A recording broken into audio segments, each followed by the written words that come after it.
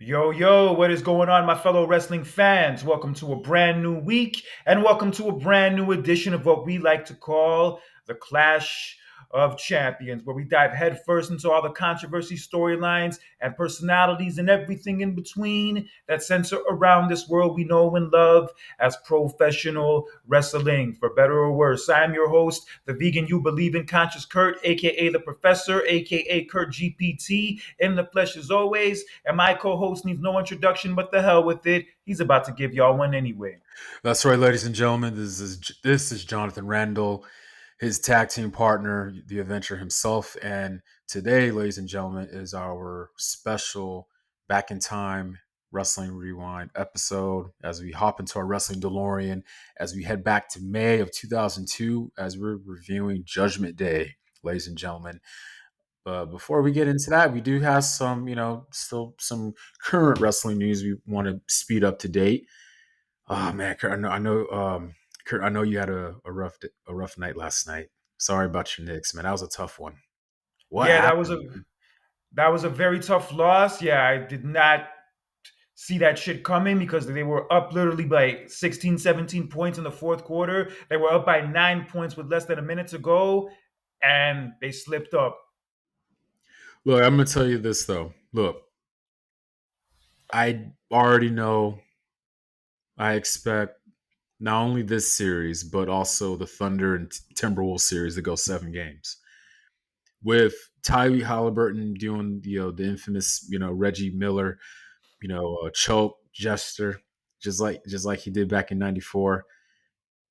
This is really good for the league. The NBA, these NBA playoffs, especially these two series, is really exciting, man.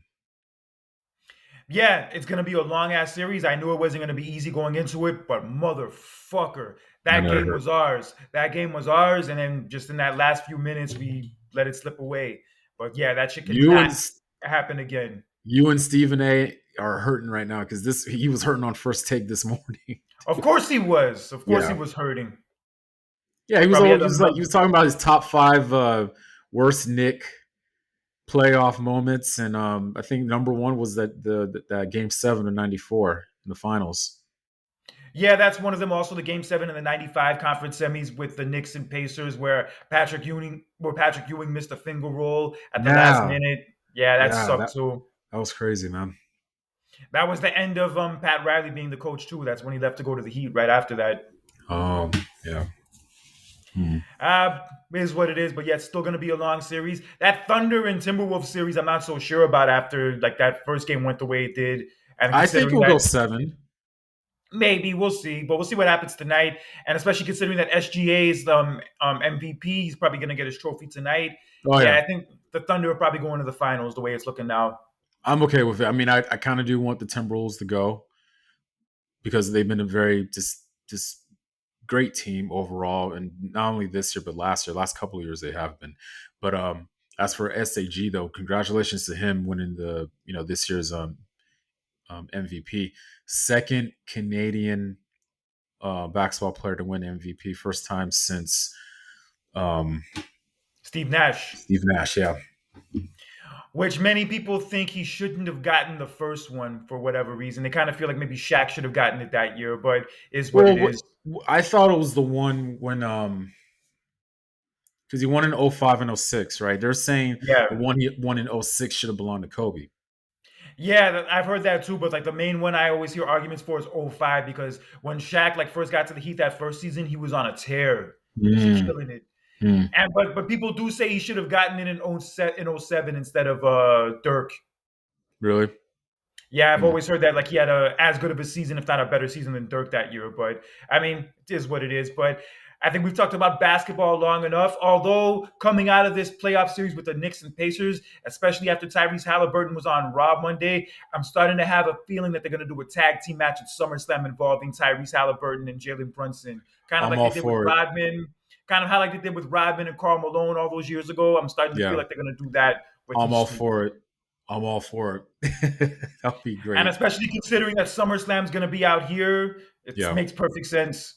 it does. And it's funny because this past Monday on Raw, Michael Cole and Pac McAfee made a bet for the Yeah, I Knicks, and saw. Pacers series. That was an interesting bet. So if the Knicks win, right, who Michael Cole is cheering for, Pat McAfee needs to wear a suit. And then I if the Pacers win, Michael Cole has to wear a tank top. wow. Looks like Pat McAfee better get fitted for a suit. He does. He will look good in the suit. And not like the suit he wore at WrestleMania 35 with the shorts that Michael Cole went off on him about. 35? Oh, Yeah, that is. He first started like appearing with WWE at WrestleMania 35 on the kickoff show, and he was wearing like those. oh, He was wearing those suits that have like the shorts as the part of the pants as opposed to like the long pants. yeah.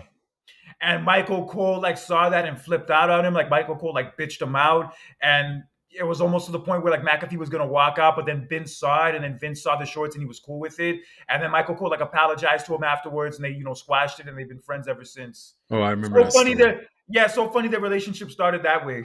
Yeah. Yeah, I kind of remember that story now, though, but I try to forget about that WrestleMania because I don't really like that one too much. That's why I don't remember that one. I mean, there's been worse. I mean, it wouldn't have been that bad if it had been shorter. Like if it had been 2 hours shorter, it would have been a fine WrestleMania. But the Okay. fact that they dragged that shit on and on, and Yeah. funny enough, the same stadium where that WrestleMania was is the same stadium where SummerSlam's going to be. Yep. Fingers crossed, it's a better show. I bet it would. I bet it is. I bet it is. But speaking of New York, congratulations to Damien Priest, as this past weekend he was inducted into the Bronx Hall of Fame. Yeah, I saw that. Congratulations to him, man. He well deserved. He was just all over the place during this whole week, man. He was at the Yankees game. He was even at the Knicks game the other day. He even took a picture of Bad Bunny. Of course, he took a picture of Bad Bunny. That's his own boy. Yeah, I know. Yeah, I know. It was funny, like like they had that historic match at Backlash a couple years ago, though. But yeah, it was really cool to see those two, take a picture of each other. So Yeah, definitely. And I'm looking forward to seeing what Bad Bunny does in Happy Gilmore 2. I saw the trailer drop for it the other day. yes, comes out next month. Yeah. Comes out in July. So Oh, Bad July. Bunny, Oh, yeah, Bad Bunny's gonna be in it. Becky Lynch is gonna be in it. And also MJF is gonna be in it. yeah. Gonna be Can't wait. interesting. Can't wait for that. Yeah, definitely. So yeah, shout out to Damian Priest for getting that induction. Well deserved. I know he's a New York ride or die, Puerto Rico ride or die, and yeah, it's only fitting he got inducted into the Bronx Hall of Fame. Well deserved. And also, congratulations to Darby Allin, who this past week climbed Mount Everest. I saw that. That's crazy, man. That's a huge stat. That's a huge accomplishment. And he planted the AEW flag on there, apparently. Really? Yeah, apparently Of so. course. Yo, but props to him. I know he was taking Yeah. time off to do that. And apparently, like a lot of people die from doing that climb. But yo, he survived and he made it to the top. More That's power to good. him. That's good. Yeah, good shit. So yeah, Yeah. he finally got accomplished that. But I gotta give credit to that dude. He definitely feels like somebody who's like a risk taker who lives life to the fullest in more ways than one, and Hmm. looks like he can add another feat to that list. Good shit. But let's send our best wishes to Jim Ross, as it was actually announced last week as we were recording that he has colon cancer. Yeah, we forgot to mention that in last week's episode, but yeah, he's been diagnosed with colon cancer, and just I feel really bad for him. Our prayers go out to him and his family right now, and he's been through a lot, pretty much like throughout his whole life. From the Bell Posby, and then of course, I remember when he lost his wife, and now Yeah, this. So he's God. I will hate to anything will happen to him. We don't want that. By far, the greatest announcer in wrestling history, by far. yeah, hands down. And yeah, I hope he recovers from this. Hope he survives this, and hope he Yeah. still lives on a few more years. Definitely thinking about him. Yes. But something else we're thinking about is Saturday night's main event that is going to be taking place this Saturday from Tampa, Florida, which will be the first of 4 shows WWE will be doing in Tampa from Saturday to Tuesday. And as of right now, we have 4 matches on the card. And before we get into our wrestling DeLorean, we're going to give you our predictions for some of those matches. So, in a non-title match, we have John Cena taking on the dude who has looked up to him ever since he was a kid and who's always idolized John Cena from day one, even though he's older than him. R-Truth. O'Shea Jackson Jr. was surprised about how it was a non-title match, and he's like, "Come on, our truth should win." You know what I mean? Um, Did you watch that face to face interview he had on With SmackDown? Wade with Wade Barrett, of course I did. Yeah, very honest and very intense from R Truth. What he plans to do to John Cena on Saturday night's main event. And you know what else you better plan on doing against John Cena? What? Losing, because he's going to lose to Cena in this match. I love Yeah, our truth. He's entertaining. He's great and all, but come on, son. We I all know know. how this is going to turn out. I know. Yeah, I think John Cena is going to give him a brutal, like vicious ass beating. I think that's what's going down here. Is this going to be just completely one sided? Possibly. I don't see it being a long match by any stretch, especially considering that they're going to be under time constraints. So yeah, I think Cena's going to beat the hell out of him. Kind of what happened to Jimmy Uso at the hands of Gunther before WrestleMania could maybe be something along those lines. But Hmm. yeah, Cena's definitely winning this one. No Okay. questions asked. Okay. But in a match that does look interesting that I'm looking forward to is a steel cage match as we Yes. have Damien Priest against Drew McIntyre to finally settle their feud once and for all. I love this idea of them having this match. And after what I saw at Backlash, I was like, yeah, they hate each other. They don't want that U.S. title. But I love the idea of this match, steel cage match between these two. Um, Drew McIntyre already got his victory at WrestleMania, so I think it's time to switch over. Um, Damian Priest gets the win. Yeah, I think he gets the win too, but I'm really looking forward to this. I hope they're given enough time to like tell a good story and put on a classic. And if they are, yo, I can't freaking wait. I'm sure they will. I'm sure they will. It's a steel cage match, you know what I mean. So I know they're going to put in the time and effort for it. So, and also, I'm hoping for a great match as well. You know what I mean. They delivered at WrestleMania, over And in the exceeded four my way, over exceeded my expectations in this match, and I believe they'll do the same thing this Saturday. yeah, they delivered at WrestleMania. They delivered in that four-way at Backlash, so I expect nothing less here. So let's get it popping. Hmm. Okay, and also in a tag match that I'm really looking forward to. This should definitely be fun. We have CM Punk and Sami Zayn, reluctant tag team partners, taking on Seth Rollins and Braun Breaker.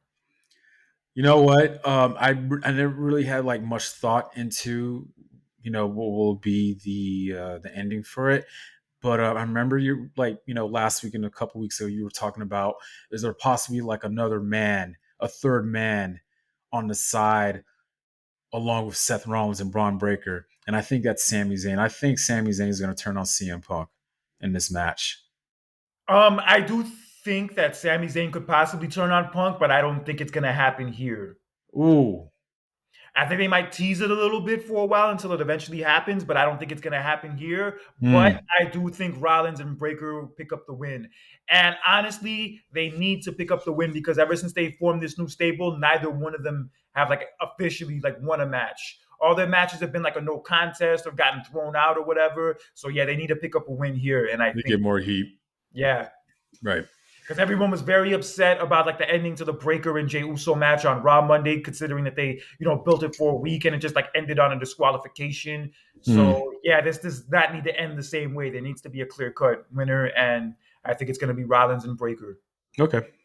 I wonder if Breaker's going to come out wearing like another wacky outfit like Rollins does to kind of like play off of him. I mean, Braun Breaker always wearing multicolored outfits. No, but I mean like wearing like a like outfit like crazy and like out of whack like Rollins does and like dancing around like he does too. I don't know. That'd be a sight to see. All right, but yeah, I have Rollins and Breaker winning. And in the main event, we have Jey Uso defending his World Heavyweight Championship against the douchebag fuck, Logan your Paul. your mortal enemy, Logan Paul. He's society's mortal enemy. You see how this dude behaves? Of course. Yeah, how you He's gonna been cheap, bro. He just out of nowhere these past couple of weeks. He's just been cheap shotting Jey Uso out of nowhere. yeah, and you know what cheap shots get you? You know what acting cheap and acting like a douchebag fuck is gonna get you? He's gonna get him beat because Jey Yeah. Uso's retained his title, Yep. and he will go on to face Gunther on Raw On June 9th, yes. ninth And in I did like Phoenix.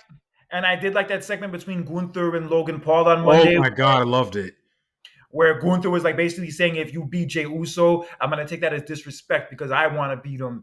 And he Yeah, said basically like, if you end up beating him, I'm gonna eat you alive. But we all know that's not happening. Jey Yeah, Uso retains the title. He hasn't officially won a match since he beat Gunther at WrestleMania, so I think he definitely wins this one, and all roads lead to him and Gunther and Phoenix. I agree. So as of now, that's your Saturday night's main event card. There could be maybe one more match added, possibly a women's match tomorrow night on SmackDown. But that's the card for what it is. I'm looking forward to the cage match. The tag match I also think should be fun. And I think the World Heavyweight title match in a way will be fun and cool for what it is too. Yeah, I mean, I know that that dude's your mortal enemy, though, but you got to remember, Kurt, that Logan Paul is a great talent in the ring, and Yeah. he never disappoints in the ring, never disappoints in his any of his matches. So, um, I don't see anything short between those two. I think that match and the steel cage match will be your top two best matches from that night. Yeah, so let's get it popping this Saturday at Saturday night's main event. There's also going to be AEW Double or Nothing this Sunday too. I heard that I think NXT ticket sales are not doing well this weekend Yeah, in Tampa. yeah, for one of their shows, yeah, supposedly they were going to cancel it, but I got to Yeah, get more into that. yeah. That's. I mean, look. Whenever they're doing these full weekend lists of shows in one city, it is a big debate about is it too much or is it the ticket prices? You know what I mean? So I don't know. Yeah, is what it is. Could be anything, but yeah, we do have AEW Double or Nothing this weekend, which feels like a much less big deal compared to what it has felt in recent years. It's gonna be in Phoenix. It's gonna not be in Vegas like it usually is, and yeah, it Hmm. doesn't really feel like the big deal that it usually does. But who knows? They could still put on a great show for us. Yeah. They have Anarchy at the Arena with some women being involved this time, so that should be interesting. It'll be a nice switch up. They have the men's and women's Owen Hart Cup Finals matches, including Hangman Adam Page against Will Ospreay, and also Mercedes Moné against Jamie Hayter. Hmm. Yeah, people have been clowning Jamie Hayter's new look, saying that she looks like one of the girls from Scooby Doo. The Which girl with one? Daphne or Velma? the redhead, like with the glasses or whatever. Daphne. No, Yeah, Velma. Velma. Velma. Sorry. they're saying like she looks like her with her new look. It's not a bad thing. Hey, she still looks good to me. I'm not hating. Yeah. But damn internet wrestling fans for you, they'll find anything to criticize. Right. Exactly. All right, but my brother, are you ready to jump into our wrestling DeLorean? Oh yes, definitely. Let's hop into that DeLorean, baby. Let's head back to May 2002. Oh yes, a great time to be alive. I have a lot of great memories of this time period. So yeah, Woo. let's not wait another second. So, um, May 2002 is a setting. Um, I didn't need to look this up. This was a very easy catch. But can you tell me what was the number one movie in May of 2002? Well, the number one movie that month was Spider-Man, which I actually saw 2 weeks before this show, which Mm. actually featured a cameo by the late Macho Man Randy Savage. Unfortunately, the other day was the anniversary of when he passed away, which is one of the reasons why I'm wearing his shirt. And yeah, I remember seeing that movie in the theaters. It was fun for what it was. I don't like it as much anymore, but I did enjoy it. Why? Yeah, compared to like some of the later Spider-Mans, and especially like according to many people who are like hardcore Spider-Man heads and Marvel heads, they're not really that fond of that Spider-Man. I like that one. Between the out of the three Tobey Maguire films, right? The second The one was the first best two, one. The yeah, second they'll one. say the second one's the best one of all. Like it's the first two, a lot of people love. You know what I mean? And but yeah, I remember when the first one came out. My brother, my middle brother Miles, is a huge Spider-Man fan. He was excited for that movie, loved it. It was funny. I was actually just watching that movie a couple months ago. But yeah, I like Spider-Man. I liked it for what it was. It was good. It was a different. It was a really different approach. Another movie that came out that month, Star Wars Episode Two: Attack of the Clones, came out about a couple weeks later. The weekend of It, this show, the weekend of this Judgment Day, it yeah, actually came it out. was a bit of a like mixed reviews though, but the prequel trilogy gets it at that time it gets a bad rap though, but over the years, especially now, it's kind of gotten more accepted by the Star Wars fans. Like me, I've always liked the prequel trilogy, but I, I never watched any of them. I can't judge it from that perspective, but I'll take your word for it. Yeah, you were with your friend. He was watching Andor, correct? Yeah, he was watching a little bit of that. I mean, I didn't Yeah, know what was going on, but yeah, he was watching it. yeah. Because you asked me, have I watched? I was like, no, I haven't. I mean, I want to watch. I heard how good it is, so eventually I will start it though. But yeah, um, I'm trying to remember. What was another good movie that came out that month? I think Undercover Brother came out that month Undercover too. Brother came out after this. I actually remember seeing it Really? in theaters like a few weeks after this Have show. you watched that movie? I haven't watched it in years, but I did like it like at that time. Like I laughed my ass off when I saw it in the theaters. It's a it's a guilty pleasure movie for me and my Yeah, brothers. It is a legit guilty pleasure movie. I was watching that movie like a year ago because it was on Prime, and I was like, "Oh my god, I haven't watched this in forever." And I forgot dude, that movie is just so like stupid, silly in a way though. But it's a very guilty stupid pleasure silly. movie that I like, huh?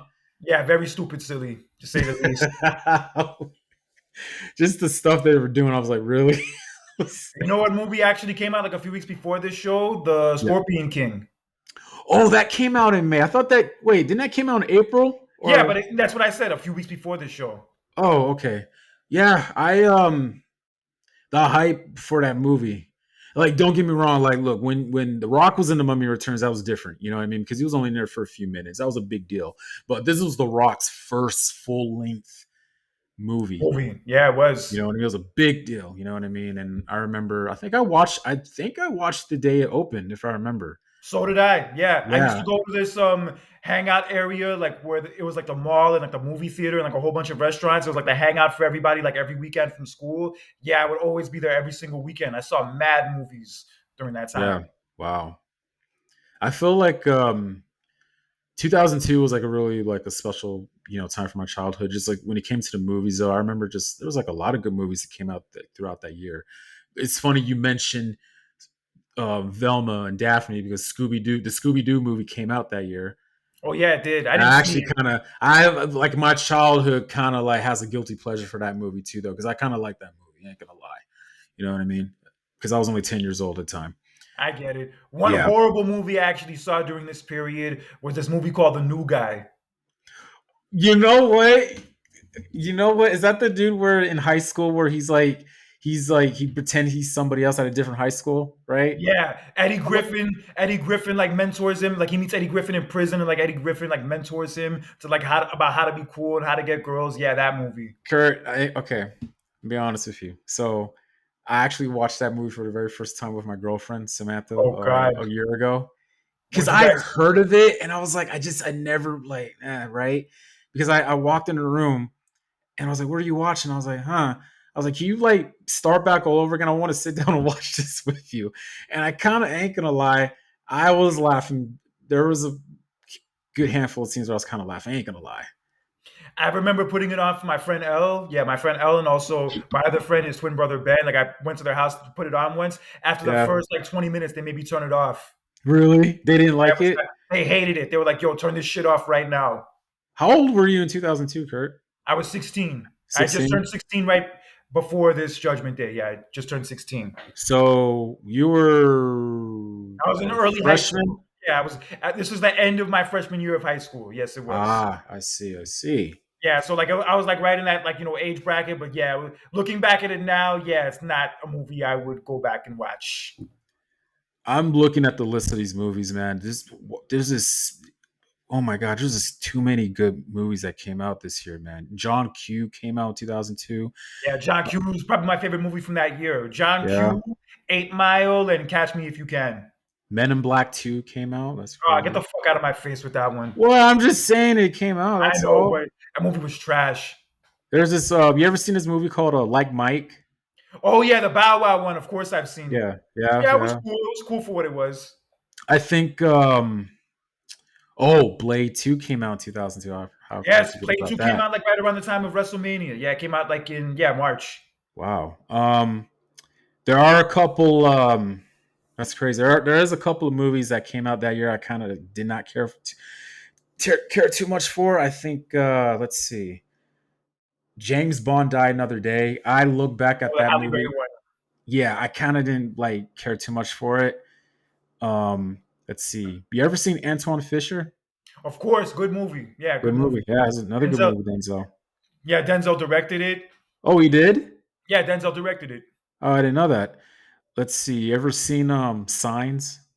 I never saw Signs. I always heard like mixed things about it. Never got to see it. It's so crazy. I was just talking about this like recently about Mel Gibson, about how Hmm. like big of a deal he used to be, how many like major movies he was always in, and then Mm. after that whole like controversy happened with him, he just like fell off the face of the planet. Wow. Hey, I can't really feel bad for him. The dude kind of did it to himself, but still. Yeah. Hmm. Let's Also, see. Barbershop came out in '02. Yeah. Oh yeah. Wow. Damn. To These be are honest, these to these be are honest, the bringing me barbershops back. were solid. To be honest, all the barbershop movies were solid. Hell yeah. If I'm being quite honest with you, I kind of like the second one a little bit Second one more. was cool, but to be honest, the third one was actually way better than I thought it would be. Really? I wasn't expecting anything out of the third one because I'm like, yo, these dudes are making another barbershop movie like 14 years later. Like, who's really gonna be interested in this? And then all of a sudden, I hear it got like a 90% approval rating from Rotten Tomatoes. I'm like, bro, 90% for Barbershop Wow. 3? And then I like heard all these good reviews about it. Then when I watched it, I'm like, okay, it was good. It was very good because they played off with the whole Chicago like gang violence and gun violence that was going on like during that period. That's like a big part of the movie. Wow. And it's crazy. Ice Cube and Common are both in it together when they used to have beef back in the day.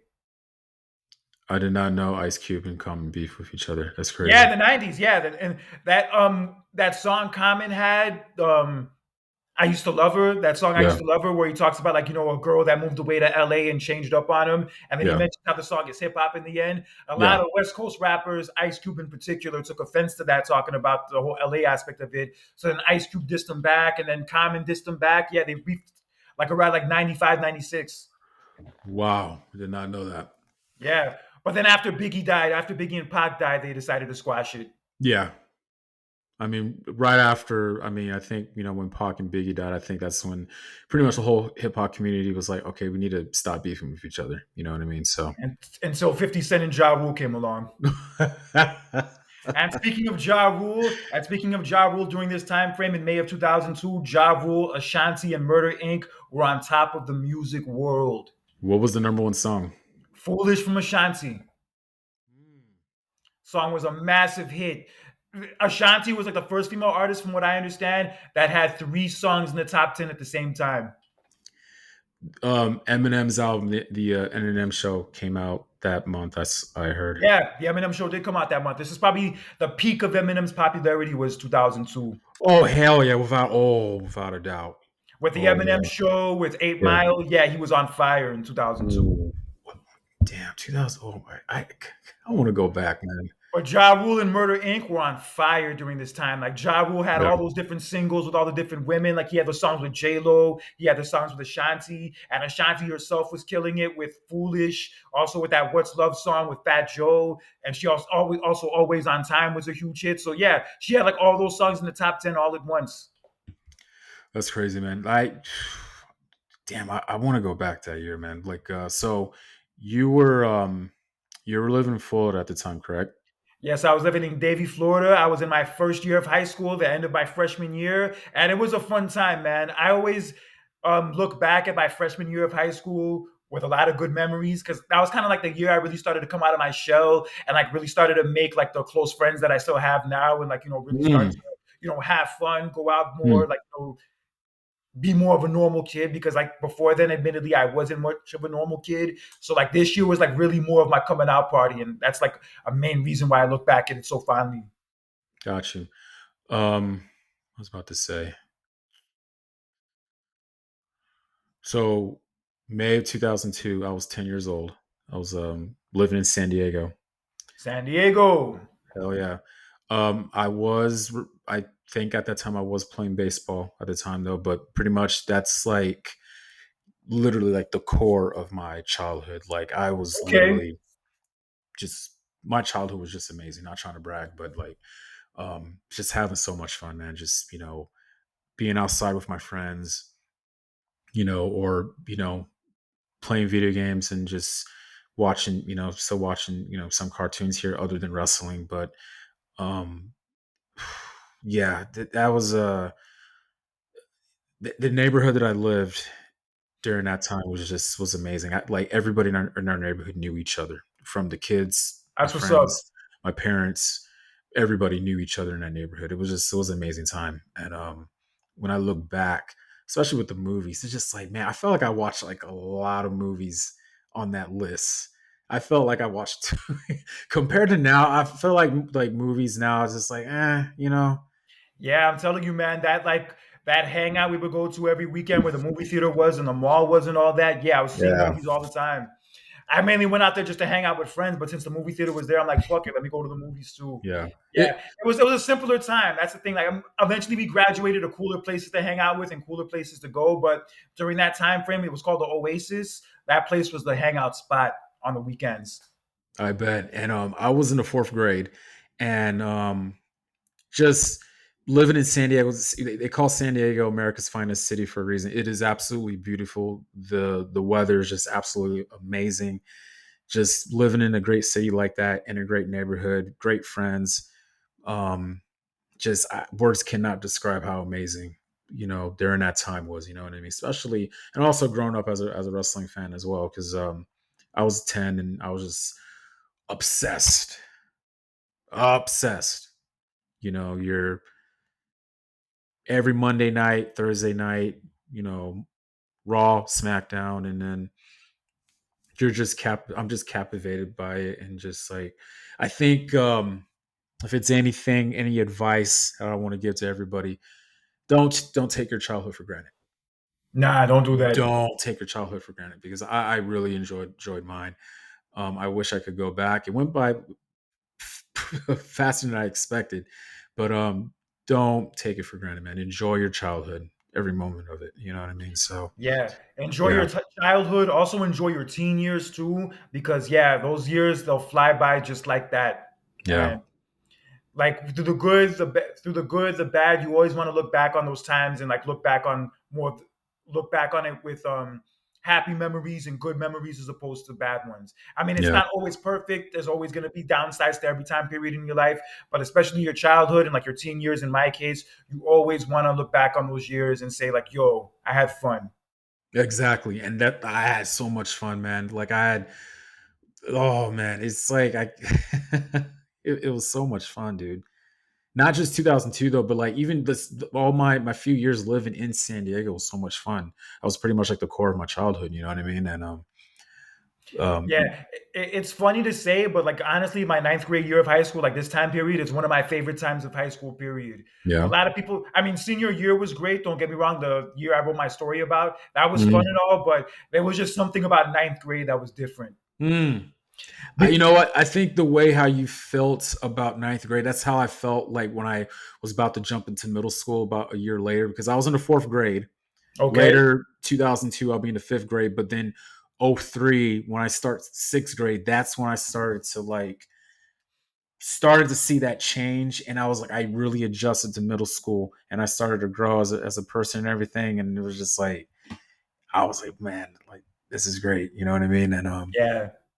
but Just a yeah, good vibe. Yeah, it was just a good vibe, man. Yeah, I was in the chorus class with like one of my best friends, Dane Malcolm. Yeah, we were in the chorus class together because like we both like to. He was a really good singer. I was like kind of trying to learn how to sing myself, and yeah, Mm. like he made that class so much fun just being a part of it. Like we always just hung out together, goofed around together, and there was like, and me and him were like two of only 10 guys in that class compared to like 30 girls. So yeah, it was an interesting dynamic. It was funny how the area where I lived at. So I at that time I was in elementary school. We went to this. I went to this school called Doris Miller Elementary. Doris Miller is one of the sailors they named after one of the. He's a black U.S. Navy sailor that was in Pearl Harbor. Yeah. They named it after him. Oh, clutch. Yeah, but yeah, that was the elementary school I went to, and it's crazy how like my whole neighborhood was, because like if you're in that where my elementary school is, you keep driving, right? And then there's like a big park. There's like a skate park, and there's like two or three baseball fields. That's where I played baseball at Oh, clutch. during the little league. And then kind of like on the other side of that of my elementary school, where the parks at, where you have recess at, across the street. there was the high school, and then another block away that was the middle school because they were literally like Oh, connected interesting. within each other. So yeah, see, if I would have lived there longer, right? Because I only did 1 year of middle school over there. Then I moved. If I would have stayed there longer, I would have went to the high school over there. I already knew, okay, like this is the school I'm going to go to or whatever. You know what I mean? So they literally were like just connected within each other. So Yeah, I know. Yeah, with my high school, like during that time, there was like three different campuses. There was like one campus for the ninth graders, one campus for the 10th graders, and then one campus for the juniors and seniors. that's So, weird. I so that's thought, why that's why like my ninth grade experience stood out so much because all of us were like all on the same campus, just all of us, yeah. not any other of the classes in there, and all of the whole campus was just portables. It wasn't like a building or anything. The whole Hmm. campus was just portables. That's why we call it the ninth grade annex. Oh, okay. You know what? That's funny, man, because I thought that's like I feel like that's like an East Coast thing for you guys, man. Because all right, so when I my freshman year of high school, I was in Georgia, right? They did kind of like the same thing what you guys did. They had the ninth graders blocked away from the upperclassmen. So they had that one campus where it was just for ninth graders. The other campus was for your sophomores, juniors, and seniors. Yeah, it That's was crazy. weird. We would have like maybe one class, like some of us would have maybe like one class on the main campus, and then we would have to take a bus to get to the ninth grade campus. I mean, like Weird. for that high school that I went to, I mean they were still connected to each other though, but it's like that one building was just for the freshmen. It was weird. I Yeah, don't know. but it is what it is. But still a fun time. Definitely a time of my life I'll never forget. Oh But yeah, also, what was fun during this time was WWE's product, and I have yeah, to say, I have to say, like I know it's not perfect. There was definitely some faults you could find in it, but I definitely enjoyed WWE during this time frame a lot more than I was enjoying WWE around that same time frame the year before. yeah. It kind I of felt like agree. they had more. It kind of felt like they had more of an identity. They kind of felt like they were more moving into the future. So I was like really enjoying the product a lot more at this point compared to that year before. And this is around the time the brand split, the original brand split happened. Yeah, and it's funny that you say that identity because at this time they were still looking for the identity, and I always go back to what Vince McMahon said during this time. During that time, I'm sorry, they're in a state of flux. They were. You got to remember, The Rock was kind of like transitioning to Hollywood, so Yeah, he's one foot out the door at this point. yeah, Yeah. literally, and he was pretty much kind of like almost like a part timer at the time. Austin is not too happy about his position where he's at with the company at the time, right? And we'll And get into that later because looking back and watching the show yesterday, I could definitely see why he was very unhappy. yeah, so they're trying to like, okay, we got to look for the next guy. And not only were they in a state of transition, they were doing so many different unique things. Like the brand split was like a damn good idea. And also the biggest change that they ever made, which surprised the hell out of me, was the business itself. No longer was it WWF. Judgment Day 2002 was the first pay per view under the new WWE brand, World Wrestling Entertainment, no longer World Wrestling Federation. And I'll never forget the very first time I saw WWE on their programming. I was watching Raw, and I was like, what was it? What was it? What was it? Wait, what the hell happened to the logo? Why is it WW? I'm like, I'm lost right now. Yep. Yeah, it was weird. Like when I watched that Raw that night, also, I'm like, "Yo, where'd the WWF logo go? Why is it just the two W's?" And then Yeah, they started that new slogan, WWE, get the F out. And I have yeah, to be honest, though, I did like some of the skits they were doing for that. Like that one skit where the WWF sign is like at a bar trying to hit on different girls, and then one girl hits him in the head with like a bottle, and the F sign falls off, and then all of a sudden, all the girls like him. yeah. They were literally just coming up with so many ideas, trying to just we're a new brand, and I thought it was weird. I didn't at that time I didn't know why. I mean, I was only 10 years old, but to come to find out that there was another WWF called the Yeah, World Wildlife Foundation. I had heard of them before. I actually heard of them a few years before Yeah, this. And like when I saw the WWF logos, I'm like, wait a minute, that's not the WWF that I know. And then I didn't think much of it. And then lo and behold, a few years later, they're forced to change the name because of it. yeah. Apparently, they were trying to do that for years. Yeah, Trying to but get them to change the name, I guess. they made good use of it with like the slogan and like with those skits and whatnot. So they made good use of it for the situation. But It was. also one notorious incident that happened during this time, actually right before this Judgment Day, was the plane ride from hell. Oh yes, that one. Yeah. Yeah, We've talked about that on this show before. Freaking from a plane ride back from the UK going to the States after their insurrection show. They even did a Dark Side of the Ring episode about this a couple seasons ago. Yeah, yeah. just a whole bunch of shit went down. Let's just put it that way. A whole bunch of shit went down. Too much. Oh, yeah. Too much. Man. To be honest, the story of that plane ride from hell, all the stories that came out of that were like a lot more interesting than this pay per view was. Yeah, because Scott Hall was on there, God rest his soul, and he got released after this, right? Yeah, Scott Hall got released as a result of everything that happened there. Also, Kurt Hennig got released because of that too. Damn.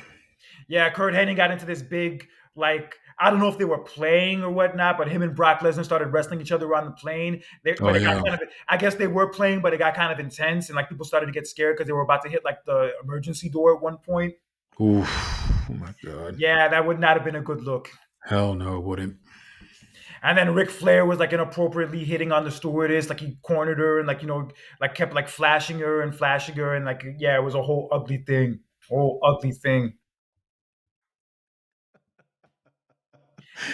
I don't know if I was mad at that, but it is what it is. Jeez. Yeah, so a lot of Ric Flair stories, like of him getting drunk and partying, Yeah. yeah, he just doesn't come off well in a lot of them. Yeah. But this was a different time. It's funny you talk about how different it was from last year compared to 2001 to 2002. Like you look at the storylines of what they were doing, it was definitely better than last year's because right after WrestleMania 17, it didn't really feel the same anymore.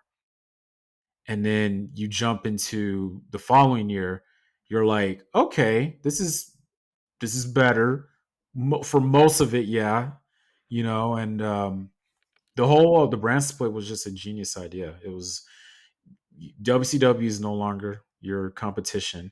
So what can you do now? We'll have competition within each other. Yeah, they created the brand split where they had certain people on Raw, certain people on SmackDown, and admittedly so, even during this time, and it would be even more so later in the year, SmackDown won that whole brand split. They were the way better show for the majority of that time. Oh yeah. Yeah, definitely. Definitely. Without no doubt. Yeah, And SmackDown had Hogan, they had Jericho, they had Angle, they had Edge, Triple H. Yeah, SmackDown was stacked and would mhm, get even better as the year went on. I agree. Um so yeah, I was watching. So yeah, this event took place from Nashville, Tennessee. At the Um Gaylord Entertainment Center, which is a very odd name, but I know, I know. Yeah. I know. It's a weird name. But yeah, it's the home of the NHL's Nashville Predators hockey team. yeah, but one sad thing that actually happened the weekend of this show was the death of the British Bulldog. He died the weekend Yeah, of Judgment Day. dude, I remember. So I did not watch this pay per view live, Not right? well, I kind of watched it live, but I watched it scrambled. Like you know how like they would have the Oh, yeah, you're channels and bringing all me that. back. Yeah, the I watched getaway, man. Yeah, I watched it that way because I just ordered Backlash the month before, so I wasn't able to order like two pay per views back to back, so I just watched this one scrambled. Hey, man, you know what's funny that you say that because I remember like a long time ago I told my girlfriend like us wrestling fans had it rough compared to these new Now, fans now. Y'all have it good now compared to what me and Kurt had to go through.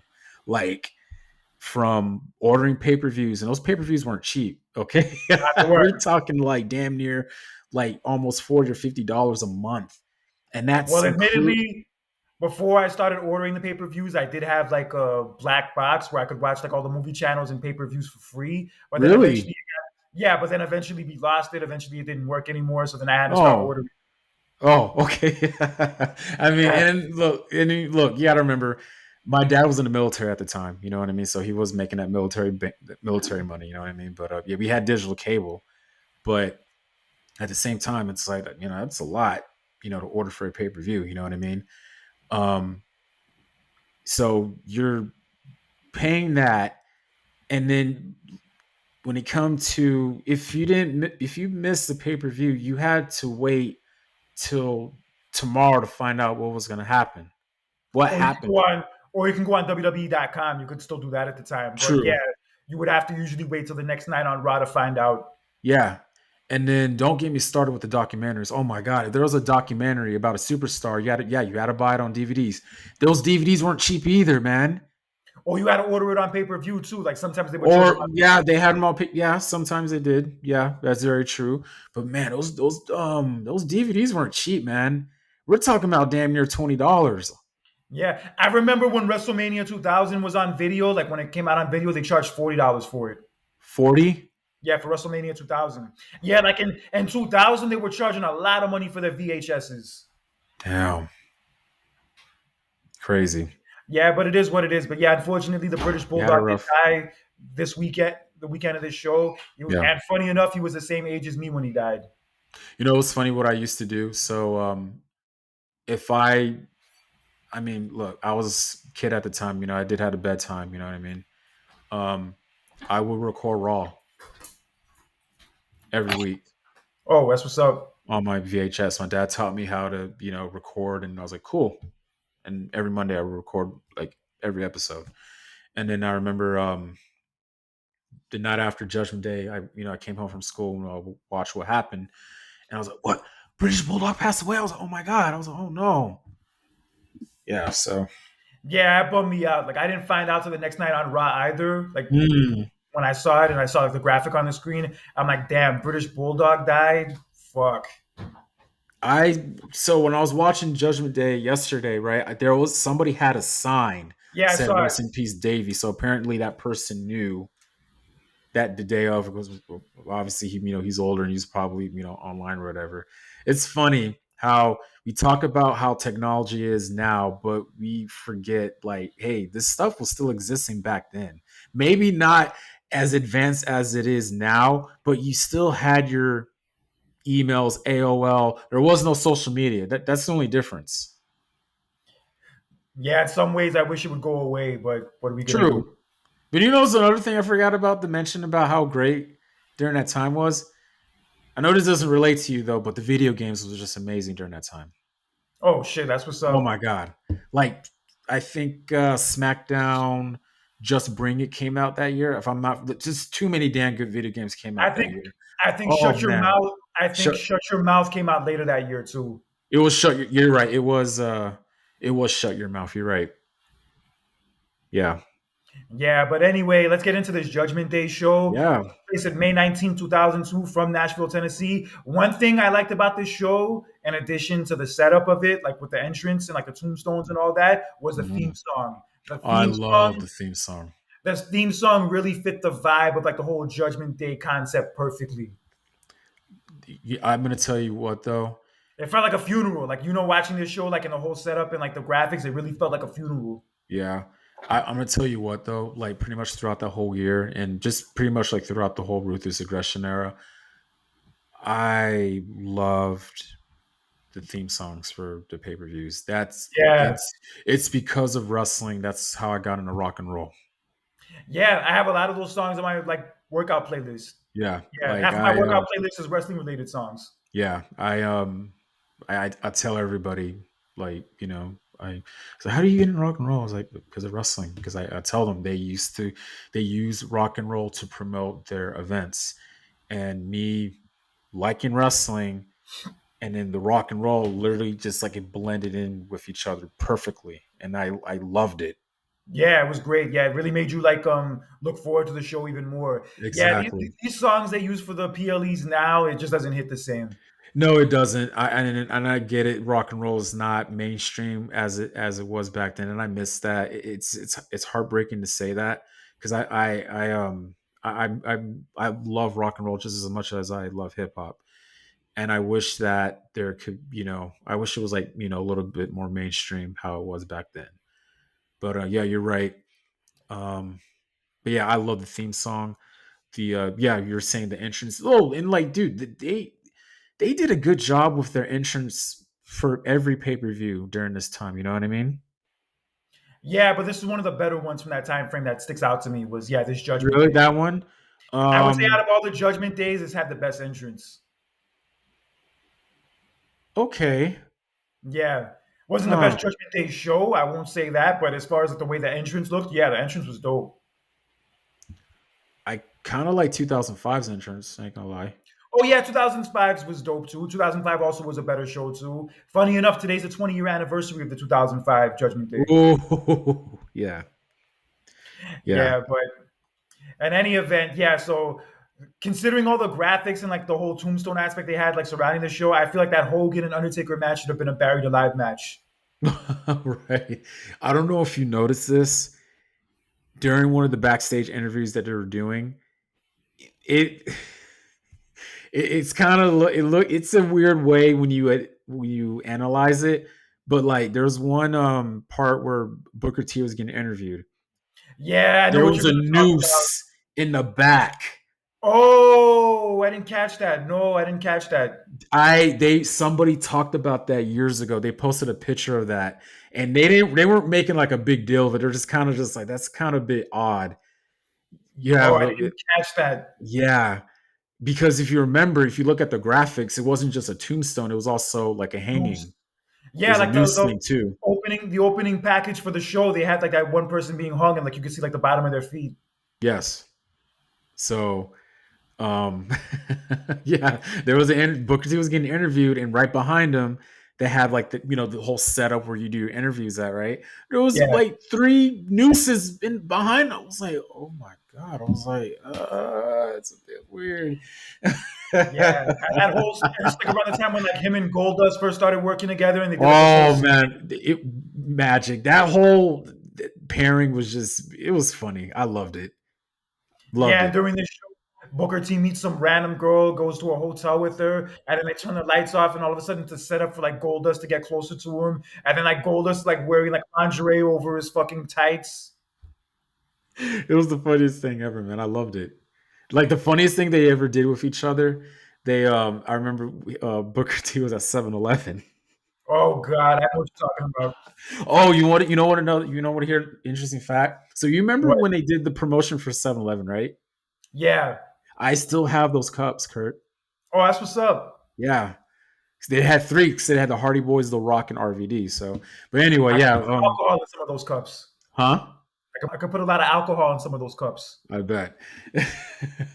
So anyway, yeah, Booker T was at 7-Eleven, and then Goldust shows up, and it's funny. Goldust is wearing a Knicks jersey. I don't know if you caught that. I haven't watched that you segment in years. you watch it again. He's wearing an orange Knicks jersey. I was like, oh my Okay, I'll check it out. god, yeah. And he was like literally talking about like, we need to be a unit and all that stuff. And like, look, if you give me a sip of your Slurpee, you can have a bite of my wiener. And Oh then my Booker T's god. like, you freak. I laughed so. It was Oh the my funniest god. thing I've ever. I laughed so hard. But them pairing with each other was the funniest thing. It was like whoever thought about that is a genius. It was hilarious. Yeah, one of the better parts of the show that year. But let's Yeah. get into this main show. In the opening match, we had Eddie Guerrero, who recently returned to the company, defending the Intercontinental title against RVD in a rematch from Backlash the month before, where Guerrero beat him for the title. And Mm. yeah, this match was solid. It was clear that they were under time constraints, so like they couldn't really go all out the way they maybe wanted to. But it was good for the time it lasted. And Eddie Guerrero ultimately retained the title with a backslide on an RVD as he put his feet on the ropes. I like how he Yeah, countered though, because RVD used his feet to try to hit him, but Eddie countered it and did the backslide, and he put his feet on the rope. That was a good counter, yeah. but This also is a good like match. this is lie, cheat, and steal Eddie Guerrero before it was an actual slogan. Yeah, and this was when he still had the mullet, and I remember at this Yeah. time he was getting a lot of bad rep for the fans about his mullet. I saw fans not just that night, but just throughout that time. Kurt, I remember I'll see signs like Eddie's mullet is greasier than my cheeseburger, Oh my god. or mullet heat. It's like it's 2002, and God rest his soul, man. Eddie was still rocking that mullet. He still had that mullet throughout that year. He wouldn't even cut it not till the following year. Yeah, and he had just came back because he got in trouble the year before for the drug issue, Yeah, and then he got fired. And he was even working the independents for a while. And yeah, He he had was. just came back like yeah, like maybe like a month and a half before this. So yeah, Hmm. he was like still like getting his feet wet, like still kind of getting implemented into everything. But yeah, this match was solid, but they really had a great match a week after this on the Memorial Day Raw where Guerrero and RVD had a ladder match for the title, and RVD won the Yes. belt back. Great match. Great Yeah, match. that was an incredible match. This match was fine too, but if you're looking for a great match between Guerrero and RVD, that ladder match after this was the real good one. Oh hell yeah! And that was the main event on Raw too. Oh yeah, that was a great Yeah, match. I think Yeah, during that match, like a fan tried to sneak in, like push Eddie Guerrero off the ladder, and then Guerrero like jumped off of it and I threw his remember ass. that. You know, what's so funny. You know, what's the funny thing about it? I think I still have that episode recorded on my tape. Oh, clutch! That was Yeah, actually the same night of the Game 4 of the conference finals between the Lakers and the Kings, where it Robert, was yeah, really. where Robert Ory made the shot at the buzzer to save their asses. You damn right. Oh, Oh what a yeah, glorious! that was We forgot to arguably talk one of about the that. best, arguably one of the best playoff series in the history of the NBA. Yeah, which And is still it, which gets controversy because of the ref hey, look, that was I love the involved. Lakers and all, but I have to be honest, there were some bullshit calls in that Game 6. Oh, but that was just the glory days. Oh, that Yeah. Kobe and Shaq era occurred. Oh my god. And honestly, that was the real finals that year, was that series. Yeah, because it's funny. I think I was looking at one of the dates. They said the Nets had eliminated Boston at the time, and everybody knew it didn't matter who was going to come out of the East. Everybody knew whoever's going to come out of the West, they're going to win the finals that year. So Yeah, because the Kings were like a heavy favorite throughout the whole year. I think they had the best record. And yeah. yeah, people were even picking them to beat the Lakers that year. They had home court in that series, but it just didn't work Hmm. out that way. Mm. But what are you gonna do? But let's move on to our next match for the women's championship. We had Trish Stratus defending against Stacy Keibler. Yeah, Really and odd match to it have on a pay per view. well, that's how it all started because because remember I've been rewatching a lot of the episodes from 2002. So Trish Stratus and Stacy Keibler had like a lingerie competition, and then of course Yeah, Stacy, got jealous. Oh, I should have won, and then I believe Vince McMahon set up the match, and then you can't forget that Devon Dudley or Reverend Devon was yeah. He in just her turned. corner. Yeah, he just turned to Reverend Devon like right around this time, and Yeah, Batista had just debuted like the week Deacon, but before this. Yeah, Deacon that's right, Batista Deacon Batista, boy. holding the I, collection I plate. yeah, I'm gonna tell you what. I love that gimmick that he did with the collection plate and the money for the deep Reverend Devon building fund. I was like, oh my god! I was like, you got to be kidding me. You mean the Reverend Devon Cancun Fund?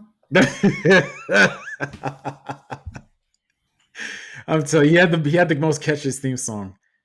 He didn't have it yet, though. He Not, didn't have not it yet. yet though, but yeah, love that theme song he was gonna have later though. But yeah, and so Reverend Devon was in Stacy's corner, but then Bubba, who was on Raw, was in Trish Stratus's corner. So, um, How times had changed from the 2 years before, where Bubba was trying to put her through a table, and like Trish was yeah, like touching him and kissing on him to put him in that little trance and snap him out of it.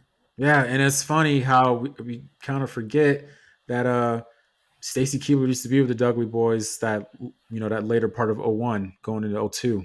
Yeah, they just split up like right before the brand split. They just like turned on her, but then Mm-hmm. the Dudleys ended up getting split up and they going Yeah, their separate ways. So yeah, it was kind of like a mini reunion here. Trish yeah, ended up winning the match in like barely a few minutes with a yeah, bulldog. Yeah, this is still like early into like Trish's like run as a wrestler. Like she was like still coming into her own. And Stacy Keibler, she's great and all, she's entertaining, but she's just not a wrestler the way that Trish is. right. So yeah, it was fine for what it was, but then like kind of the main story was afterwards, where like Bubba and Devon got into it, and then Devon and Deacon Batista put Bubba Ray through the table. Yeah, it's just so weird seeing Devon put Bubba through a table. It just doesn't even feel right. It doesn't. It doesn't, and they're pretty much they were separated though, but they'll reunite again not till Survivor Series that year. Yeah, they would. And Batista later that year would be repackaged as just regular Batista, then later would join Evolution. But yeah, Yep. that Deacon Batista gimmick, holy shit. He had the big old metal like briefcase in the dude. Madness. Oh All right, but man. let's move on to our next match. We had the Hardy Boys taking on the odd couple tag team of Brock Lesnar and Paul Heyman. Yeah, that's a crazy one. And it was funny. Paul Heyman was the one who put himself in this match. He's like, "Yeah, you're gonna face, you two versus Brock Lesnar and me." I was like, "What? You're gonna? Okay, Paul. All right." Uh, this is like early into Brock's run. Like Brock had just debuted a few months Yes, earlier, but he was already on a tear, and like he and he was had like a really roughing up the Hardy Boys during this time. he was roughing everybody up. He even had a different theme song at the time. He did. Yeah, Yeah, it's so crazy. This is still like early in the Brock's run, and he would be the champion 3 months after this. yeah. Jeez, because a month later he'll win the King of the Ring, and then I love the damn it, I gotta watch Vengeance 2002 again. You had that match with RVD. RVD for the IC title, and then then the following month he'll go on and become the champion against the Rock. So yeah, that's wow. Yeah, but he obviously Heyman and Lesnar picked up the win here after Brock F5 Jeff Hardy. But Paul Heyman like Heyman got the cover. yeah, Heyman like begs to get tagged in, and he ends up pinning Jeff Hardy. Oh When my god. he even bro, Paul Heyman even tripped Oh as he's trying to shit. get in the ring because he Yeah, yelled at Brock to tag me, tag me. And once he gets tagged in, he literally just like falls over himself as he gets into the my ring. god. He looks completely different compared to now, man.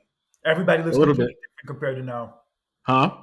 Everybody looks completely different compared to back Even then. Brock Lesnar. You saw the recent picture of him? Yeah, I saw him at some wedding or something with Sable. Yeah, he looks. I barely recognized Long him. hair. Yeah, Wow. looked like he's in a '70s rock band. All right. Yeah, but Brock and Heyman pick up the win here, and on to the next match. And a very odd type of match for Stone Cold Steve Austin to be in. Stone Cold Steve Austin in a Yeah. handicap match against Ric Flair in the Big Show. Yeah. And this pretty much whole thing started at Backlash. So Well, before Austin. Backlash, actually, like when Austin like decided to join Raw, at like when the brand split happened, he decided to Oh, join Raw. Then he yeah. stunned Flair, and then he stunned Flair again the following week. And then Flair was the guest referee for the match at Backlash with him and Undertaker. And then Austin's foot was on the ropes, but Flair didn't see it and Hmm. counted the three anyway. Yeah. Yeah. It started from there though, but that's kind of like really escalated from Backlash because Austin was pissed about it, and then Flair wasn't putting it up with it anymore. He was just dealing with too many crap at the time. He was dealing with Vince. He was dealing with Undertaker. Now with Austin, he just like, you know what? F it. You ain't gonna, y- I'm not gonna deal with your crap anymore. And then he turns heel. And then next thing you know, the big shows in the NWO. Um, Well, the Big Show joining the NWO happened before Flair turned. oh yeah. And yo, what a far cry from what the NWO was like 3 months earlier when they first came back. Yeah, man. All because and it wasn't something that the Vince, the company, didn't expect. You know what I mean? It's like they've had high expectations, but they didn't meet those expectations. You had Kevin Nash with his injury, and of course, what happened with Scott Hall that we just alluded to earlier. Yeah. So And then Hogan got cheered at WrestleMania, so they turned him babyface. So yeah, yeah, it was pretty much kaput from that point on. and then moving forward, they just started just adding random people. I remember them, at this time Booker T was on there too. And then they added Shawn Michaels a few weeks after Oh this. Yeah, it yeah, was that ridiculous. yup. It got weird, and then I remember at that time when Shawn Michaels was with them, they tried to get Triple H to join. Yeah, I heard that was supposed to lead to a Triple H and Kevin Nash match at SummerSlam, but then obviously Nash tore his quad, and then Hmm. yeah, they didn't do it. Crazy, but yeah, this was for Austin. This was just like a weird thing, you just even before this, even going into 2002. I mean, yeah, he was Royal Rumble. Then you have the title match against Jericho. Okay, then what you do moving forward? Well, yeah, your match against Scott Hall. it was kind of like it was like not to his liking. And now you're feeding with the NWO. It's not clicking for Austin how it was back in the day, and Yeah, it he was was just frustrated. He was just frustrated with where he was at. and I can understand why. Yeah, it definitely did not feel like the same Stone Cold at this point. It was still nice to have him around. It was nice that he was actually a babyface compared to being a heel the year before. Mm. But yeah, just something didn't feel right. Yeah, just these feuds they had him in, these things they had him doing at the time. Yeah, it just was not clicking. And this was a prime example of that. As like the match is fine for what it was. It's like nothing really bad, but like at the same time, like nothing really to write home about. Mm. Austin ends up picking up the win after X Pac interferes. He tries to kick Big Show, and he tries to kick Austin, and then he misses, kicks Big Show. Then Austin stuns X Pac, and then he stuns Flair, gets the win. And ironically enough, this would be Austin's last pay per view match until No Way Out the next year, as he walked out. Yeah, just a few weeks after this. Took his ball and went home, pretty much. I mean, look, I'm not saying that's the way you should go about handling these kind of situations, but Yeah. in his defense, he had every right to be upset, especially with that bullshit idea of like losing to Brock Lesnar in a random King of the Ring qualifying match. That Yo, was that was the one that the old saying, the straw that broke the camel's back. That was the one where he's like, I'm out of here. yeah, And you know that's what? You ridiculous. don't That's blame him for ridiculous. you can't blame him for it. I mean, in a qualifying match against Brock Lesnar, who's a newcomer, yeah, like I don't, yeah, can't Yeah, blame because him he for went it. off. Cause he was on that Bite This show like right after this, and he talked about how the creative sucks and their ideas suck. And I think they did that in a way to punish him. But just that idea is just basically proving his point that their ideas suck, And look, like at least for just him like at the time. yeah, I mean, just like Vince said, man, like they were in a state of flux at the time, but still doesn't really justify how to handle one of your biggest stars of this company. Yeah. You Yeah, it know, was just a weird position to see Austin in. Yeah, like it yeah, definitely didn't feel right. I could definitely see why he was like ready to get the fuck out of there. yeah. I mean, because like I said, I was watching like majority of the episodes from 2002, and I'm just looking at the whole like vibe and everything. I was like, oh yeah, this is not definitely not the same. Hell no. Nope. But one was good about the product at the time was the next match we're going to get into. We had the hair versus hair match between Edge and Kurt Angle. This was a good match. Very good match. In many ways, probably even better than the match they had at Backlash the month before. Hmm. Yeah, this feud was really like Edge's like really first shot at like being elevated to like the main event level to working with like a Yeah. main event talent. Yeah, he was Hmm. really showing that he could be a part of that mix with this Yeah, angle. and they had to, because you got to remember they're doing a brand split and they're trying to find that next guy. And Edge was trying to prove himself, like, hey, I could potentially be one of these, be that guy. So Yeah, he was um, doing great stuff in this feud with Angle, like with that one skit where like he was like trying to squash things with Angle, and he was like showing him old pictures of themselves together. And on the yeah, back of the picture, it's pointing at Angle saying, "You suck. I have a little dick." yeah, And then that one skit after Angle beat him at Backlash, Angle was like revealing a new shirt, but then Edge like yeah, took the original one, and then when yeah, Angle reveals it, it says "You suck" on it.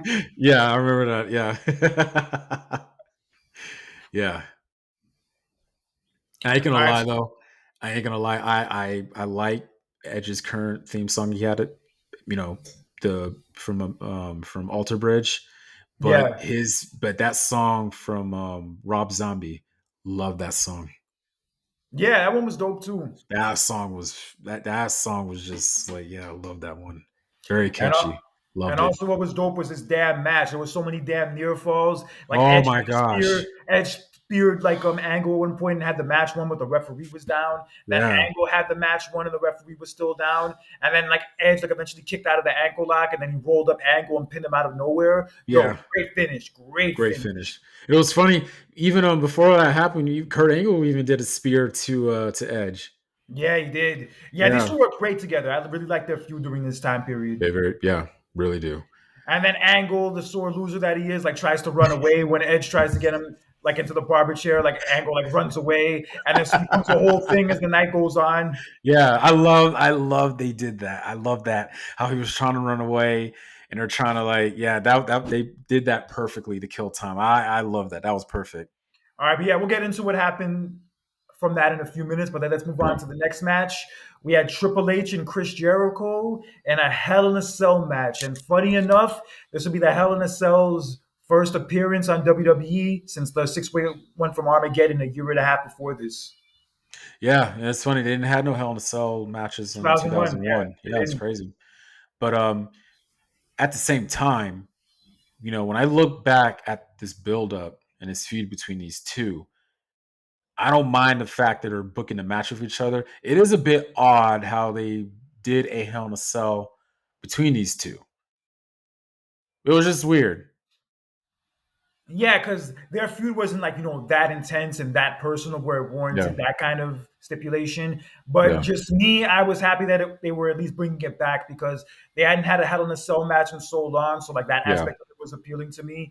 But yeah. yeah, just the way they hyped it up and the way they, like over exaggerated about it. Like anytime they would announce the Hell in a Cell match, they'd be like, oh my God, it's the Hell in a Cell match. It's the end of the world. We're all going to die. We're all It going to die. is. God save us all. It's a scary ass match. I know, but just the way they, hype it up that way, it's They just do. I mean, come on. It's the come on. JR will go on and on and on about that match. I'm talking about the Devil's Playground. It's the most diabolical, structure. sinister match.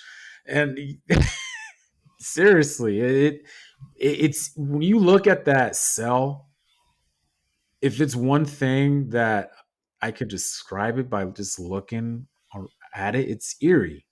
Very eerie.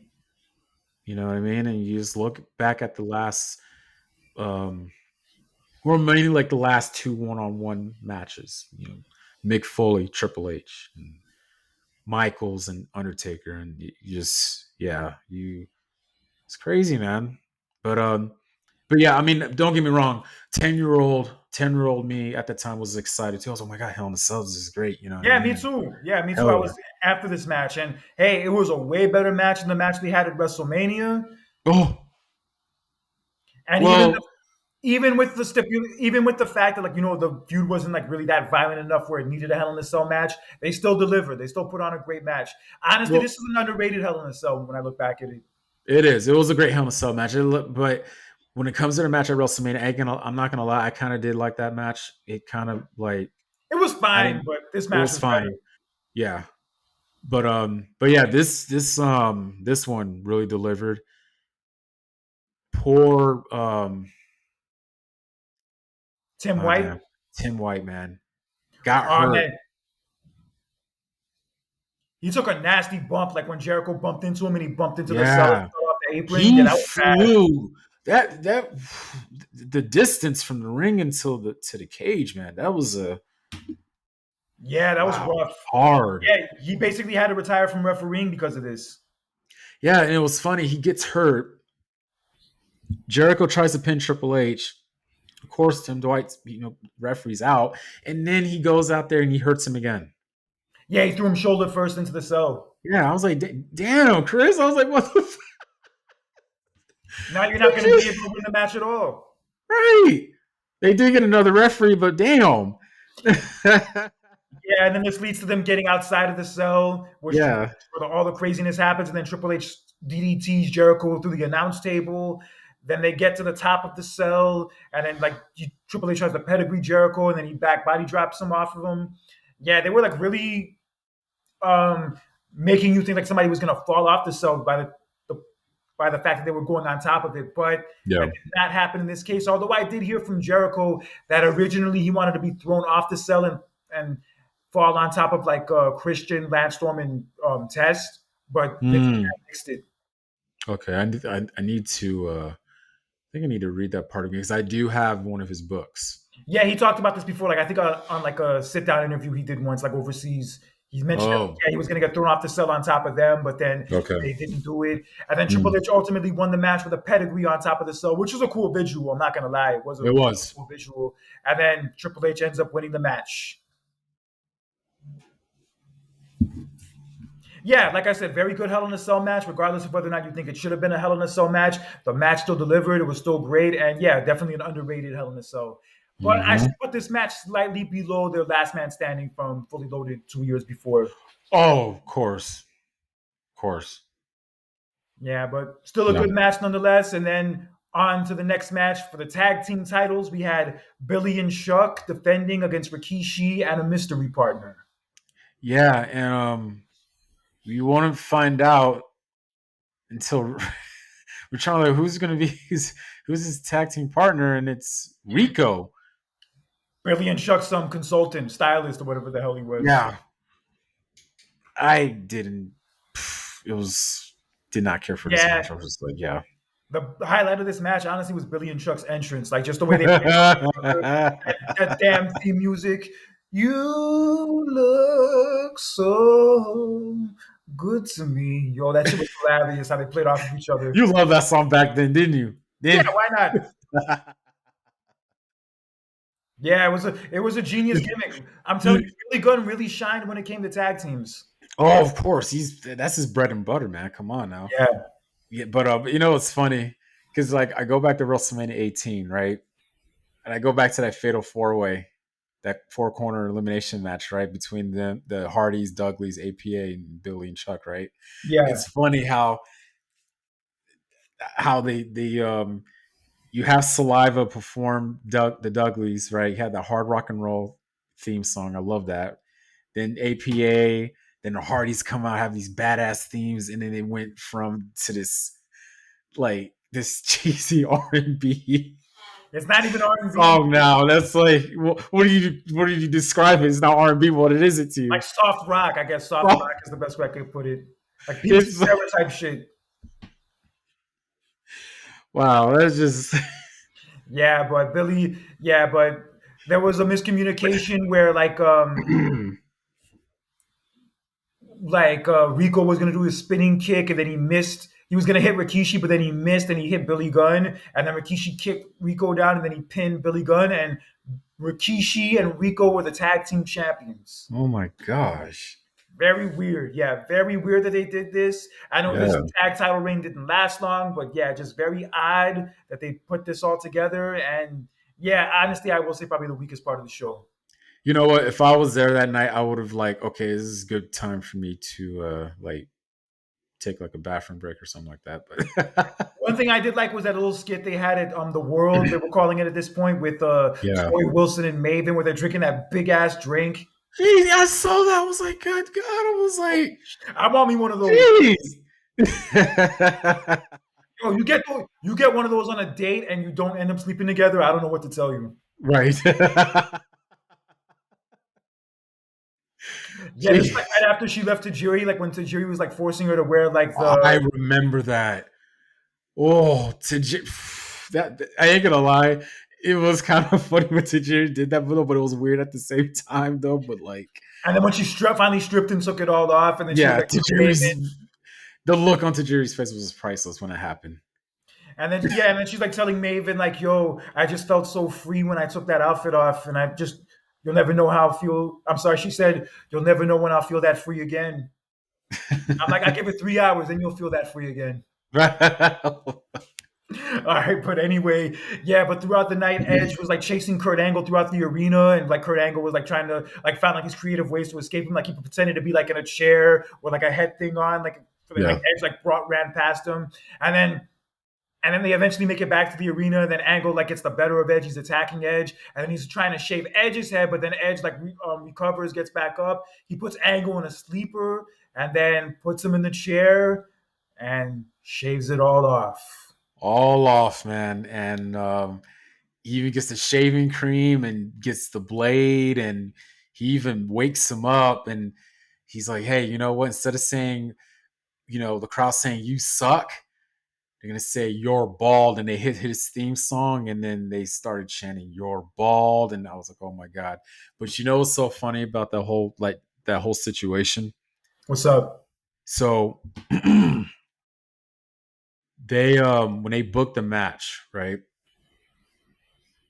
They were literally ribbing Edge prior to this because they were gonna like have, they were like, okay, we're gonna have Edge to lose the match, but Edge was like, dude, I don't want to cut my hair and blah blah blah, right? And he's freaking stressing out, This is like I think a couple days before the event, and he's Oh stressing the yeah, hell you told out. me this story before. Yeah, I heard this Yeah, and before. then they literally like the day of, they're like, "Nah, we're just messing with you, dude. Like you're going over." I was like, "Damn." Yeah, imagine Edge being. Oh God. Oh, couldn't imagine that. Yeah, but this is great. This is well done. Angle was the perfect person to have get his head shaved. Like, Yeah, people always talk about, like, like, I guess, like, the line in his head he had in the time, so like it was time for him to get it all cut off.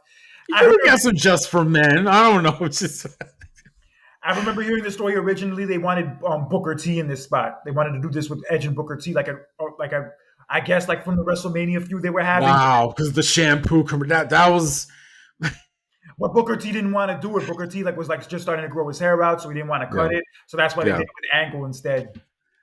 I'll never. I just to this day, there's two matches where in the history of wrestling where like they booked this match because what Chris Jericho and Kane because of coffee, and then Booker T and Edge over shampoo commercial.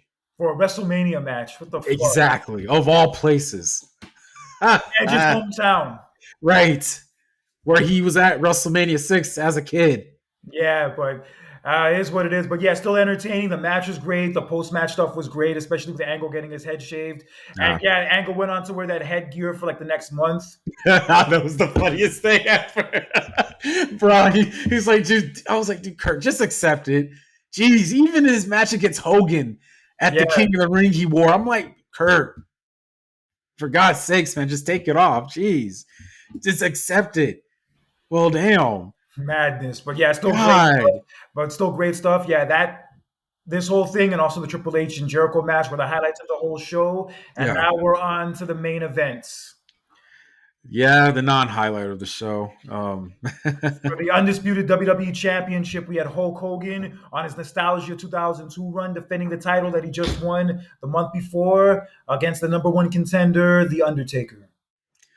Yeah, and the match didn't really start off in the correct way because as soon as Hogan got in the ring, you got to remember Hogan had Undertaker already had Hogan's belt from the week prior because he had so Hogan ran over Undertaker's bike with a truck, right? And then the following week, Taker gets revenge on him. He freaking hog ties Hogan and he's driving him like literally like, throughout the arena. Yeah, I So remember that shit. That was the highlight of the whole feud. yeah, pretty much. So Yeah, but anyway, yeah, go ahead. yeah. So anyway, yeah. Hogan, as soon as Hogan gets into the ring, Taker's whipping him with Hogan's um, Belt. weightlifting belt. Yeah, and the bell didn't even ring yet. Bell didn't even ring. Yeah, but funny enough, this show was the debut of The Undertaker's new theme music. The new, like, Yeah, it kind of sucked. He had to go away from Rolling from Limp Bizkit, man. Oh nah, man. but this theme music fit his character at the time a lot better. Yeah, true. You're right. It gave you like a tough biker vibe. Like, it really gave you like the tough, like, brawl at a bar type vibe. That's exactly, yeah, the True. I got from it. Hmm. Yeah, and this is funny, ironic enough. These two faced each other for the title 10 years earlier at the 91 Survivor Series, where Undertaker beat him for the title, and then Hogan pretended that Undertaker hurt him for Yep. real and basically like sabotaged his whole moment. No more pretending this time. Hell Nope. no. Nope. And Yeah, his title reign was going to be a month. yeah. Honestly, when I look And- back at this match now and I watched it, I'm like, yeah, they definitely needed to take the title off of Hogan ASAP. He was not in the point to be main eventing pay-per-views in the title match at this point anymore. No way. It was great that he was back. It was great that he was having the whole nostalgia run and all that, but he did yeah. not need to be the champion for long term. It's funny during that time, they were at that time, like March, April, May time frame, they were playing hot potato with that title. Yeah, that whole year they were playing hot potato with it until Brock got it. Yeah, they were like they only had that title like for a month. Like it was weird. Triple H wins the title at Mania, and then he only had it for a month. I was like, It was just whoa, Hogan. yeah, a month, Yeah, and everyone was saying the ratings were really going down during this point when Hogan had the title. Like, really? Hogan had a match with Flair on the Raw before this, and the ratings for that segment were really bad. Wow. The Yeah, and Austin segments on Raw were doing bigger ratings than the Hogan segments, with Hogan being the champion. Sheesh. Makes sense. Yeah. But then, if it was different for Taker, because Taker had it like a little bit longer. He had it like for a couple of months. But Yeah, yeah, but the match, honestly, this match wasn't very good. I mean, no. Undertaker's great, but Hogan was like 48 years old by this point. He's not the same in-ring performer anymore. Hell, even in his prime, he wasn't really known for having like five-star matches. So yeah, at Yeah. this point, you weren't really gonna get much of a classic out of this, but it was Yeah. what it was. Vince McMahon eventually interferes at some point to distract the referee as Hogan has the match won, and then Hogan pulls Vince into the ring, and then leg drops Vince, and then this allows Undertaker to hit Hogan really hard in the back with a chair, which is probably a mistake Mhm. from '91. And Man, that match must really did something to you, huh, Kurt? not as much as what he did to Undertaker. Right. And then Undertaker choke slams. And then Undertaker proceeds to give Hogan probably the worst choke slam that's ever been done in the history of choke slams. Yeah. What's he gonna do? Hogan's a heavy guy. I mean, look, Still, would you rather have him do that or a tombstone to Hogan?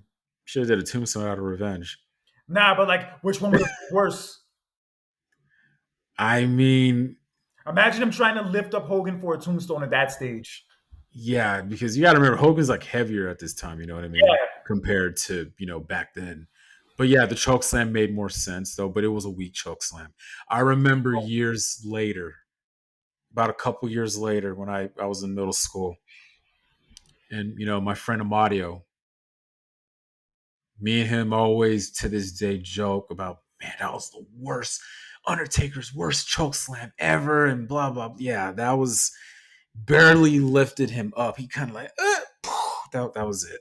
Yeah, I mean, I remember the choke slams he would do to Yokozuna where he wouldn't even lift him up at all. But Oh yeah, this was different. This was very different.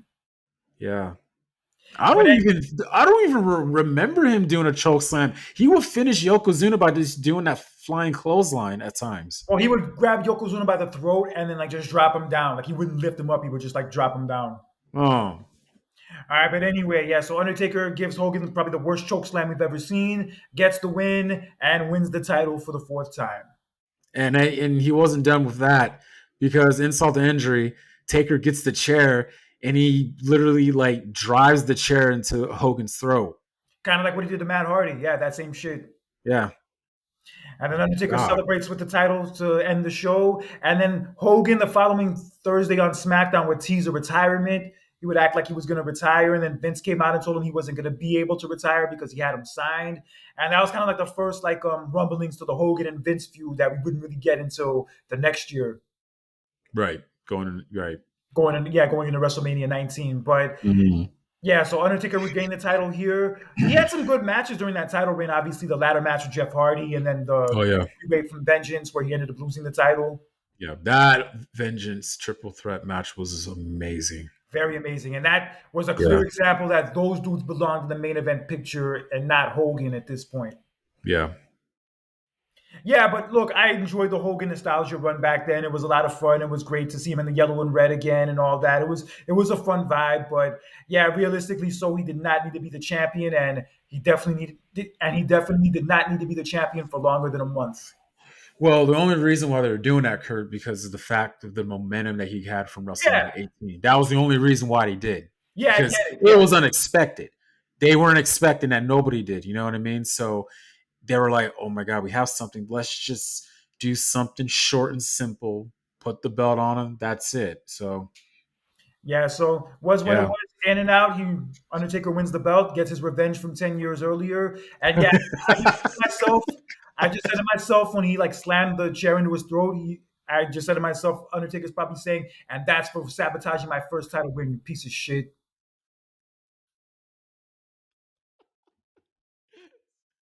so over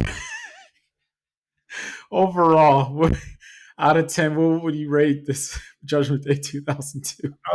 I guess a 6.5. Yeah, 6.5, 6.5. maybe 7. Wow, I was gonna say, because I asked myself last night, I was like, what rating would I give this event? I liked it better than Backlash. It was definitely better than No Way Out. I for damn sure, yeah. Um, you know what? 7.5. Damn, I'm even kind of being generous when I say a seven, but yeah, like to be honest, other than the Hell in a Cell match and the hair versus hair match, there was really nothing else on this show that was that I interesting. mean, the reason why I gave it 7.5 because we got, like, I'm very fond of Eddie and RVD. Yeah, that was fine. It was fine, but like Yeah. I said, it was just too short to really stand out. If this match took place now, the match would have been longer. Yeah, probably would have been. Yeah. Yeah, but like I said, like those two things I mentioned, they were great, but the rest of the show, yeah, it was just like really nothing really to get that Mm, excited about. okay. But great theme song. I love the theme song. Love the setup for it. And Yeah. looking back at it now, especially considering the circumstances and Hogan's reputation for burying people, the Hogan Oh, Taker match should have been a buried alive match. God. Yeah, I think it would have been a better match than the one they ended up giving us. And it's funny, Undertaker and Hogan ended up, main eventing the Garden a month after this. I'm sorry. And it's funny, Undertaker and Hogan ended up main eventing the Garden a month after this at a house show. Oh, really? I didn't know that. Yeah. Wow. But yeah, still a fun time for WWE. I still enjoy the product a lot of the time. This show wasn't really the best show by any stretch, but the product was still fun for me. And yeah, just was what it was. Just another show to put into their cap. And yeah, this is the very first WWE pay per view technically they ever did. And Yeah. yeah, they would go on to put on a lot better ones as the year went on, especially SummerSlam and Survivor Series. Oh yeah, definitely, definitely. And you can't forget about Ventures 2002. That was a good show too. I haven't watched that one in forever. Um, yeah, that I really enjoyed No Mercy that year. Yeah, No Mercy had two great matches on that show, two incredible matches. Yeah. Yeah, man. The 2002 was you have certain years in the business where you have your transition period, you have these banner years. You know what I mean? And 2002 was your transitional period, and later that year, John Cena would make his debut, and yeah, just a lot of change. And Orton was already there though, but yeah, man, like just a lot of changes were happening that would pretty much shape up the future of the business as a whole. So yeah, Yeah, this is all in the middle of that. Yeah, this Judgment Day show is like really in the middle of that yeah, transitional period where like new people were starting to come in and some of the old people were starting to go out. But yeah, yeah, regardless, it was still a fun time. Yeah, definitely a time frame I'll never forget. And yep. now on to next month's Wrestling DeLorean. I think we should cover the 1993 King of the Ring. Really, Yeah, King of the Ring you 93. like that show, don't you? It's a great show. It's Yeah. probably the best King of the Ring pay per view they ever did. Okay, that's funny. That's perfect that you say 93, June of 93 though, because of course Jordan won his first three-peat. That's the first thing I thought of. Yeah, Also, once Jurassic Park came out, yeah. Oh my god. Ooh. and Arnold Interesting. Schwarzenegger's attempt to a follow up to Terminator 2: Last Action Hero. Oh, that came out that year too. Yeah, they come out that year. That reminds me because it's funny. Speaking of Terminator, because you tagged me in that post about which one to like better, Aliens or Terminator, and I said Aliens because look, I'm not discreet. Look, James Cameron would have not have gotten the director's role of Aliens if it wasn't for the success of Terminator. I'll give him that. I love Terminator, but there was something about Aliens that hits different for me because I love that blend of action and horror. Yeah, I get it. So Yeah, I hear that. But yeah, that will be our episode for next month, King of the Ring 1993. okay, Feel free to follow us on our Instagram page, follow us on our X page, subscribe to our YouTube channel. And yeah, at the Champs Clash, yes, we'd love to chop it up with you guys in any way, debate with yes, you in a healthy way about this whole world we know and love as wrestling, possibly have you on as a guest. And yeah, look out for me as the co-host on Wade Keller's SmackDown post show tomorrow night. I will be on there on PW Torch. And yes, until next time, for John Mantle, this is Conscious Kurt with another edition of Clash of Champions. Take care. Enjoy your Memorial Day weekend. Just stay away from South Beach because you don't want those kind of problems. And remember, don't be an asshole or a douchebag in real life or social media because that shit is for the birds. and real quick before we jet off, I just want to send a special thank you to Raquel Rodriguez for uh, not mentioning our podcast on your Instagram page. I posted like a little meme about Raquel Rodriguez, about pretty much like her upcoming beef with Roxanne Perez, and I tagged her in it, and she notified it, and just kind of like gave our podcast a little acknowledgement. So Raquel Rodriguez, thank you so much. It means a lot to us to notify our podcasts. And as I always say to everybody else, stay safe, stay blessed, and always stay adventurous. Have a good one. Good looking out, Raquel.